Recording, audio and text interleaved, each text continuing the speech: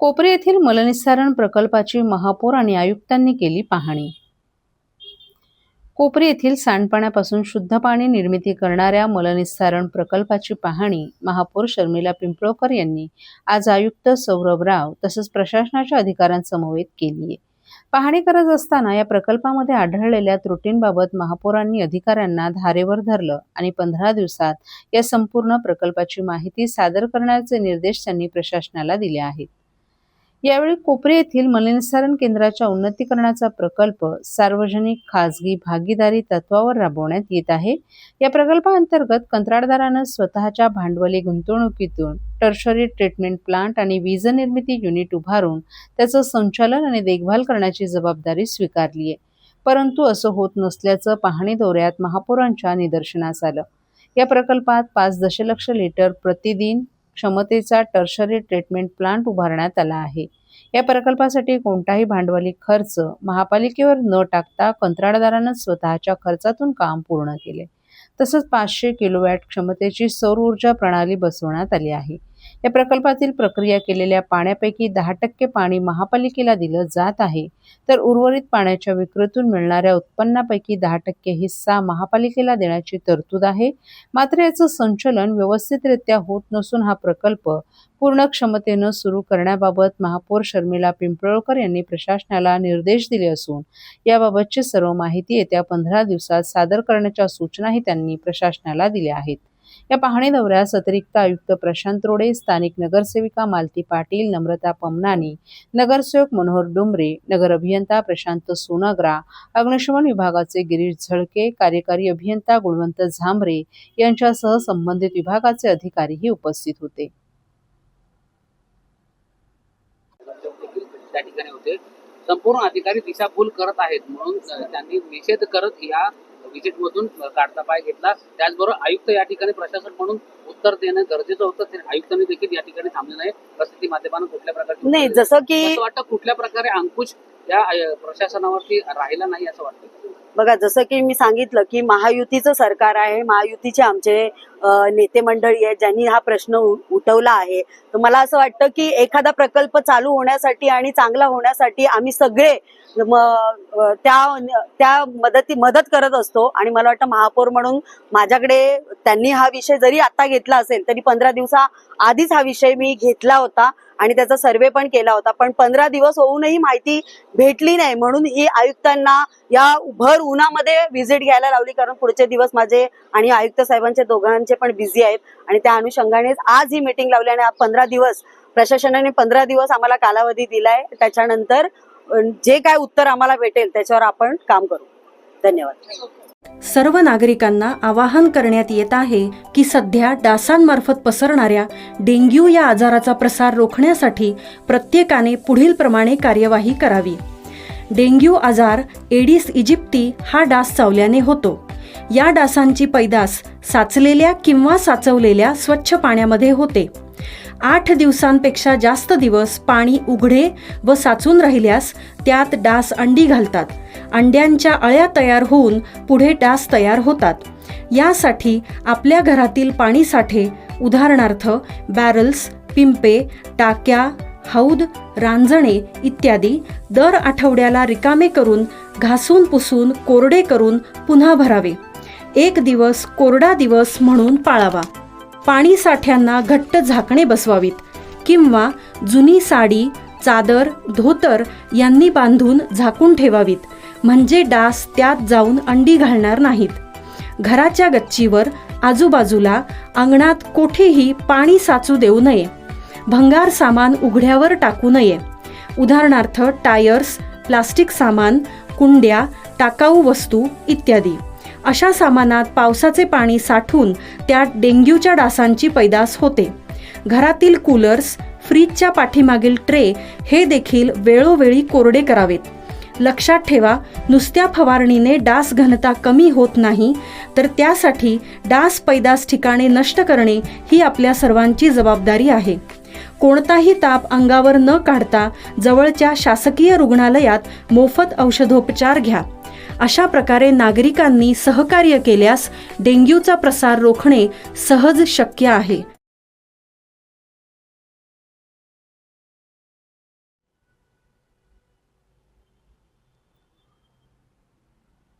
विधान परिषदेसाठी भाजपकडून ठाण्यातून माधवी नाईक यांची निवड. मुंबई राज्याचं लक्ष लागलेल्या विधान परिषद निवडणुकांच्या उमेदवारांपैकी पहिल्यांदाच भाजपकडून 5 नावांची घोषणा झाली. यात ठाण्यातील माधवी नाईक यांचा समावेश आहे.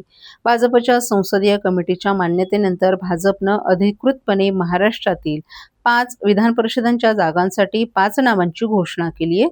यामध्ये ठाण्यातून गेली अनेक वर्ष भाजपच्या संघटनेत काम करणाऱ्या ॲडव्होकेट माधवी नाईक यांचा समावेश आहे.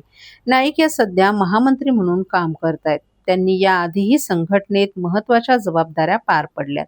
काँग्रेसमधून भाजपत आलेल्या प्रज्ञा सातव यांना देखील पोटनिवडणुकीसाठी उमेदवारी देण्यात आली आहे. तर अहिल्यानगरमधील विवेक कोल्हेंना विधान परिषदेची संधी मिळाली आहे. सुनील कर्जतकर, संजय भेंडे, प्रमोद जठार यांनाही उमेदवारी जाहीर झाली आहे. संजय भेंडे भाजपचे उपाध्यक्ष असून ते नागपूर भाजपचे जिल्हाध्यक्ष राहिले आहेत. तसंच प्रमोद जठार यांनाही भाजपनं संधी दिली असून जठार हे कोकणातील भाजपचे महत्त्वाचे नेते आहेत. कोकणावर अन्याय होत असल्याची भावना भरून काढण्याचा प्रयत्न भाजपकडून या उमेदवारीच्या माध्यमातून करण्यात आलाय. कोल्हे परिवाराचे नगर जिल्ह्यात वर्चस्व मानलं जातं. विवेक कोल्हे ज्येष्ठ नेते शंकरराव कोल्हे यांचे नातू तर माजी आमदार स्नेहलता कोल्हे यांचे ते चिरंजीव आहेत. विजय कोणाचा आहे? नाही, हा विजय मला असं वाटतं की पक्षाच्या विचारधारेचा आहे. कारण आत्तापर्यंत मला वेगवेगळ्या जबाबदाऱ्यांमध्ये पक्षाने माझ्यावर विश्वास टाकला आणि त्या जबाबदाऱ्यांमुळेच मी आत्ता या स्टेजपर्यंत येऊन पोचलेले आहे. आणि कधीही माझ्यावरती जबाबदारी देताना मी एक महिला म्हणून पक्षाने कधीच माझ्यावरती अविश्वास दाखवला नाही. त्यामुळे मी स्वतःला सिद्ध करू शकले. मागच्या वेळेस संधी हुकली होती, यंदा संधी मिळालेली, काय सांगा? मला असं वाटतं की आपण आपल्या कामामध्ये सातत्य ठेवावं, पूर्ण क्षमतेने काम करत राहावं. संधी कुठेही जात नाही, ती तुमच्यापर्यंत येतेच. महिला सक्षमीकरणासाठी काय नेमकी पावलं उचलली जाणार शासनाच्या माध्यमातून? शासनाच्या अनेक योजना आता गेल्या काही वर्षांमध्ये सुरू आहेत.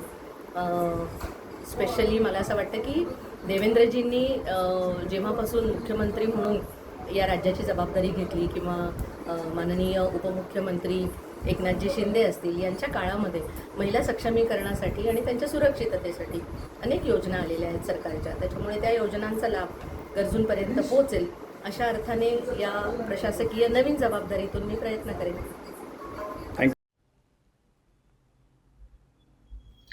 मिसिंग लिंक रोडला वीर हुतात्मा शिंगरोबा धनगर नाव द्या, धनगर प्रतिष्ठानची मागणी.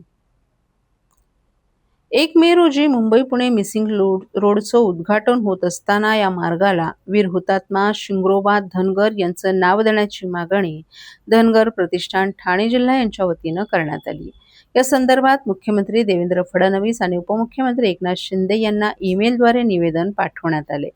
मुंबई-पुणे मार्गाच्या निर्मितीत शिंगरोबा धनगर यांचं ऐतिहासिक योगदान अत्यंत महत्त्वाचं मानलं जातं. सुमारे 1850च्या सुमारास इंग्रजांना बोरघाट परिसरात मार्ग सापडत नसताना खोपोली परिसरातील शिंगरोबा धनगर यांनी त्यांना हा दुर्गम मार्ग दाखवला. मात्र कोणताही इनाम नाकारत त्यांनी देशाला स्वातंत्र्य द्या अशी ठाम मागणी केली होती. त्यांच्या या भूमिकेमुळे संतप्त इंग्रजांनी त्यांची गोळ्या घालून हत्या केली होती. ज्या ठिकाणी ही घटना घडली त्याच बोरघाट परिसरात आज शिंगरोबा धनगर यांचं मंदिर असून ते श्रद्धास्थान बनलं आहे.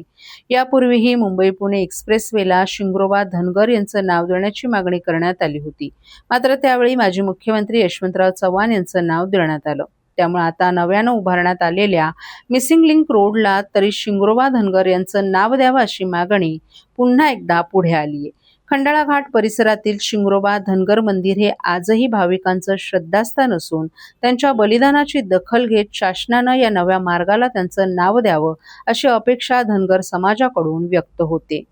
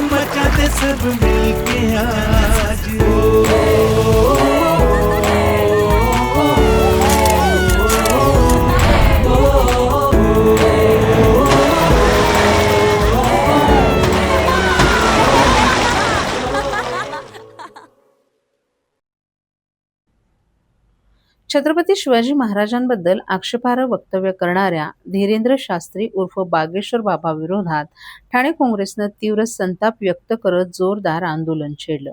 शिवरायांचा अपमान करणाऱ्यांना महाराष्ट्रात स्थान नाही असा इशारा देत काँग्रेस कार्यकर्त्यांनी आक्रमक भूमिका घेतली. या प्रकरणात मंचावर उपस्थित असूनही कोणताही विरोध न दर्शवणारे मुख्यमंत्री देवेंद्र फडणवीस आणि केंद्रीय मंत्री नितीन गडकरी यांच्यावरही काँग्रेसनं थेट निशाणा साधत त्यांची भूमिका संशयास्पद असल्याचा आरोप केला. महाराष्ट्र प्रदेश काँग्रेस कमिटीचे अध्यक्ष हर्षवर्धन सपकाळ यांच्या आदेशानुसार ठाणे काँग्रेसचे जिल्हाध्यक्ष विक्रांत चव्हाण यांच्या नेतृत्वाखाली काँग्रेस जिल्हा मध्यवर्ती कार्यालयात संतप्त निदर्शनं करण्यात आली. यावेळी विक्रांत चव्हाण यांनी छत्रपती शिवाजी महाराज हे आमच्या अस्मितेचं प्रतीक आहेत, त्यांच्याबद्दल अवमानकारक वक्तव्य करणाऱ्या बागेश्वर सारख्या भोंदूला आम्ही अजिबात खपवून घेणार नाही, यामागे कोणाचे आशीर्वाद आहेत याची सखोल चौकशी झाली पाहिजे असा कडक इशारा दिलाय.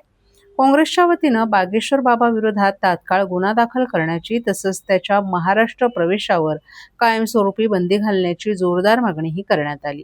शिवरायांचा अपमान करणाऱ्यांवर कठोरात कठोर कारवाई न झाल्यास काँग्रेस रस्त्यावर उतरून तीव्र आंदोलन उभं करेल असा इशाराही देण्यात आलाय. या आंदोलनादरम्यान भोंदूबाबा बागेश्वर हाय हाय भाजप सरकार होश में आओ, शिवरायांचा अपमान चालणार नाही अशा घोषणांनी परिसर दणाणून गेला. या आंदोलनात जिल्हाध्यक्ष विक्रांत चव्हाण, मुख्य प्रवक्ते राहुल पिंगळे, हिंदूराव गळवे, महिला अध्यक्ष स्मिता वैती, वैशाली भोसले, मीनाक्षी थोरात, सेवादल अध्यक्ष रवींद्र कोळी, SC विभागाचे अध्यक्ष उमेश कांबळे यांच्यासह युवक काँग्रेसचे पदाधिकारी आणि कार्यकर्तेही मोठ्या संख्येनं उपस्थित होते.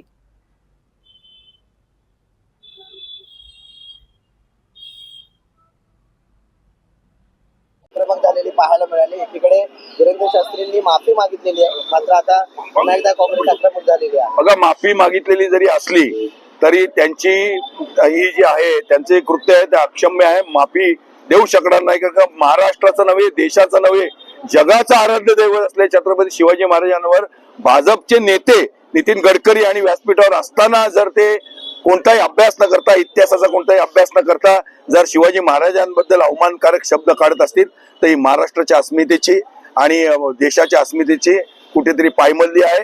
म्हणून असे जे बाबा, जे स्वयंघोषित बाबा आहेत, ज्यांना बाबा उद्या मी पण बाबा होईल, हे बाबा बाबा बाबा बाबांच्या मागे लागून हे भाजप सरकार पागल झालेलं आहे.